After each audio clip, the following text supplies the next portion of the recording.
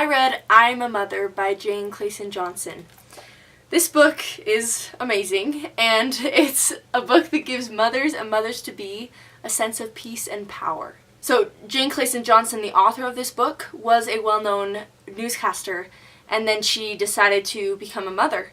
And she's had a lot of flack for that, saying that people have called her crazy for giving up her potential in the newsroom. But other women everywhere have also looked to her as their role models, and I am happily joining that crowd of people who look to her as a role model. She said that giving up her career was a very hard choice, and that sometimes she would be scrubbing orange juice stains or vomit off of the floor and look up at the TV and see her friends interviewing some big shot and think, what have I done? But then she looks into her children's faces and knows that it was all worth it. So in this book, she talks about many reasons why women and mothers struggle. Sheer exhaustion, lack of recognition are at the top of the list, but the main one that she talks about, the deep root of the struggle of mothers everywhere, is that many of them don't remember it often enough that we are daughters of God doing His work. And it says in the book, He has given mothers the most ennobling endowment He could give His daughters. He trusts us with His children, and that is a great responsibility and a great honor. She also discusses many myths surrounding motherhood. Myth number 1, you will be in control. You are the mother after all. Myth number 2, needing help is a sign of weakness. Myth number 3, you must do it all the time. Myth number 4, motherhood means a loss of identity. I know I've definitely identified with these myths at one point, not as a mother myself, but seeing other mothers and thinking of myself as a future mother, I have definitely thought about these myths before, and it's good to know that they are myths. She emphasizes the importance of seeing the big picture. She says, rather than trying to be super mom, try simply to be mom, and let the wonder in your child's eyes give you the strength to keep going.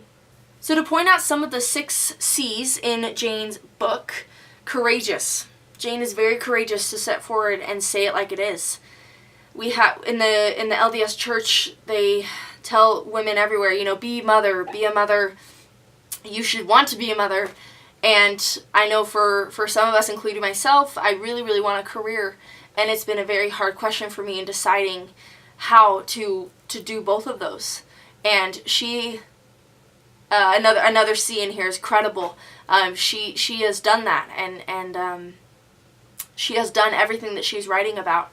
And she left a career and a mother and is currently trying to figure out how to be a happy mother and daughter of God. She's also guided by conscience. That's another C. There are many stories in this book that I could tell while she was writing it. She was very in tune with the Spirit, or with her conscience, in deciding which stories needed to be included and which ones to be left out.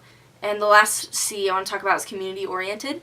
There's one part in the book where she talks about mothers judging other mothers. And straight out, she just says, stop judging and start loving. Just to kind of finish up, Jane encourages mothers to help one another, but also to help yourself. Even in your darkest hour, there will be light and hope. And a beautiful phrase she says in the book is just look toward the light. That's all it takes. If you act in love and faith and courage to keep going, you will be blessed with the strength needed to keep going.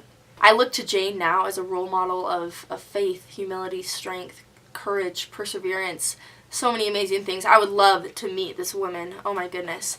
But this book was an answer to so many of my recent prayers.